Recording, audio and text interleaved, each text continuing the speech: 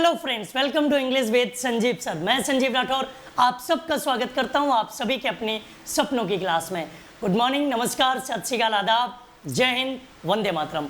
आप सभी लोग जानते हो एग्जाम कोई भी हो, एक्टिव और पैसिव वॉइस से रिलेटेड क्वेश्चन हर एग्जाम्स में पूछे जाते हैं और बच्चों से गलतियां भी होती हैं। ये ग्रामर का सबसे आसान टॉपिक माना जाता है। अगर आप किसी भी कॉम्पिटिटर से बात करेंगे तो 99% स्टूडेंट सबसे सरल टॉपिक बताएंगे इसी को, लेकिन फिर भी गलतियां होती हैं। क्यों? आज मैं आपको बताने जा रहा हूं। सबसे पहले तो ये देखें कि अगर आपका सब्जेक्ट लिविंग है, लिविंग सब्जेक्ट है, कोई व्यक्ति है सब्जेक्ट, तो मोस्ट ऑफ द केसेस वो सेंटेंस आपका कैसा होगा? एक्टिव में होगा। अगर आपका सब्जेक्ट नॉन लिविंग है, भाई नॉन लिविंग खुद तो काम करेगा नहीं। आपको प्यास लगी है तो बोतल खुद तो भर नहीं जाएगी, बोतल को कोई भरेगा, तो इस बोतल पर काम कोई और करेगा। आपके मोबाइल में बैटरी खत्म हो गई, उसे चार्ज कोई और करेगा, तो ये नॉन डूअर हो गए। और जितने भी नॉन डूअर होते हैं वो सब पैसिव होते हैं। इससे रिलेटेड एरर डिटेक्शन भी पूछी जाती है। नॉन डूअर से रिलेटेड कई बार ऐसे क्वेश्चन पूछ लिए जाते हैं। नॉन डूअर हमेशा पैसिव में रहेगा। अब पैसिव में रहेगा तो उसमें स्पेशल क्या होगा? कभी भी आपके पास इज आ जाए, एम आ जाए, वाज आ जाए, वर आ जाए, आर आ जाए, इनके साथ अगर वर्ब की थर्ड फॉर्म है तो वो सेंटेंस आपका कैसा है? पैसिव में है। अगर वो पैसिव में है, नॉन डूअर सब्जेक्ट है जो काम नहीं कर सकता, जिस पर कोई और काम करेगा, तो वो सेंटेंस हमेशा पैसिव में ही होगा। भाई घर में मम्मी कहती हैं फ्रिज में बोतल भर के रख दो, आपने कह दिया बोतल भर जाओ, बोतल भर जाएगी क्या? नहीं ना, आपको भरना पड़ेगा। तो अगर हम बोतल को सब्जेक्ट बनाएंगे तो वो कैसा होगा?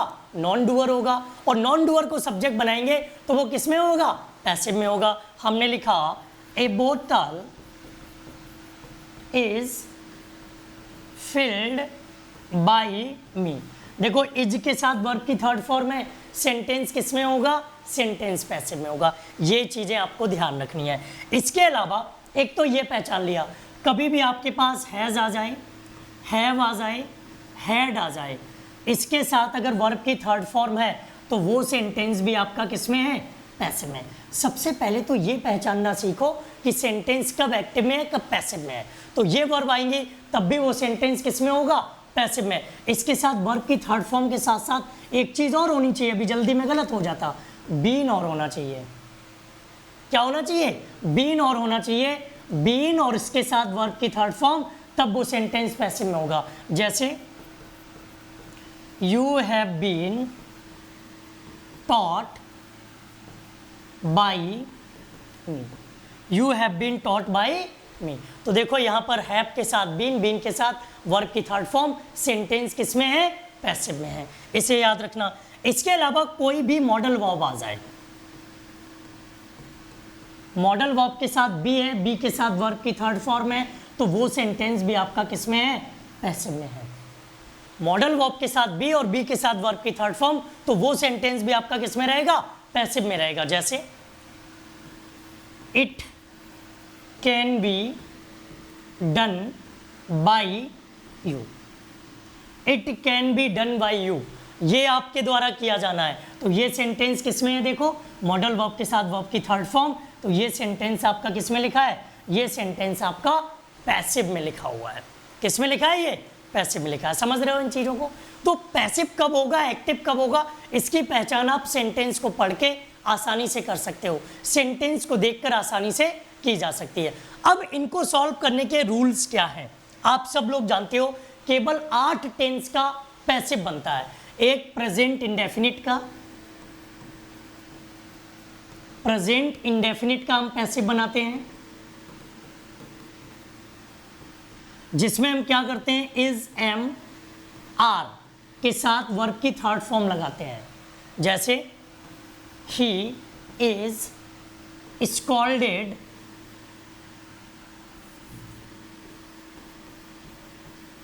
By his father. अब भाई कोई इंसान खुद को तो डांट नहीं लेगा, उसे डांटने वाला तो कोई और होगा। सब्जेक्ट नॉन डूअर है, तो देखो इज के साथ वर्ब की थर्ड फॉर्म, तो ये सेंटेंस किस में है? ये सेंटेंस आपका पैसिव में है। इसके अलावा फिर हम किसका बनाते हैं? इसके अलावा हम बनाते हैं प्रेजेंट कॉन्टिन्यूअस टेंस का। जब हम प्रेजेंट कॉन्टिन्यूअस टेंस का पैसिव बनाएंगे तो उसमें क्या करेंगे? इज एम आर के साथ में बीइंग और जोड़ देंगे। इज एम आर के साथ बीइंग और बीइंग के साथ क्या रहेगा? वर्ब की थर्ड फॉर्म। ये सेंटेंस आपका किस में रहेगा? पैसिव में। जैसे हमने लिखा you are being taught by me. आपको किसके द्वारा पढ़ाया जा रहा है? मेरे द्वारा पढ़ाया जा रहा। तो अगर हम प्रेजेंट कॉन्टिन्यूअस टेंस की बात करेंगे तो उसमें हमें बीइंग भी जोड़ना पड़ेगा। इसके बाद हम किसका बनाते हैं? प्रेजेंट परफेक्ट टेंस का। प्रेजेंट परफेक्ट टेंस का पैसिव कैसे बनाएंगे? हमने लिखा हैज़ और हैव सब्जेक्ट के अकॉर्डिंग यूज कर लेंगे, उसके साथ आपको बीन लगाना है और बीन के साथ आएगी वर्ब की थर्ड फॉर्म। जैसे this bottle has been filled by me. तो देखो हैज़ के साथ बीन, और बोतल खुद से तो भर नहीं जाएगी भाई, बोतल को तो कोई दूसरा ही भरेगा, और जब कोई दूसरा भरेगा तो वो सेंटेंस पैसिव में होगा। इसके बाद प्रेजेंट परफेक्ट कॉन्टिन्यूअस टेंस का बनाते नहीं है क्योंकि उसकी helping verb has been have been होती है, जिसका प्रयोग हमने पहले ही कर लिया है। अब हम बात करेंगे अगला चौथा टेंस है पास्ट इंडेफिनिट टेंस का। पास्ट इंडेफिनिट टेंस का पैसिव कैसे बनाते हैं इस पर भी ध्यान रखना है। इसमें क्या होगा? बाज और बर के साथ हम वर्ब की थर्ड फॉर्म का यूज करेंगे। जैसे it was solved by you.